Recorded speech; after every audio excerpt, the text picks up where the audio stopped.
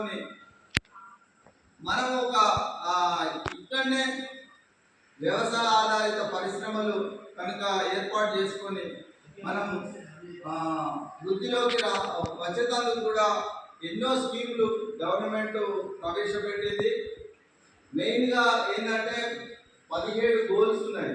అది ఐక్యరాజ్య సమితి నిర్దేశించినటువంటి గోల్స్ ఏంటంటే, లక్ష్యాలు ఏంటంటే పేదరిక నిర్మూలన కోసం ప్రతి దేశంలో పర్యావరణాన్ని కాపాడేందుకు, అట్లాగే వైద్యం, విద్య, తర్వాత మంచి మురుగునీటి వ్యవస్థ,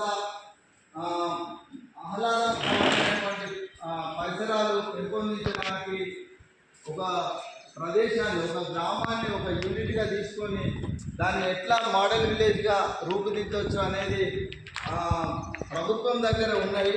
కానీ మనకు అవేర్నెస్ లేక మనం ఇంప్లిమెంట్ చేసుకోలేకపోతున్నాం. మనలో ఉన్నటువంటి ఇదంతా జరుగుతున్నది. JMI platform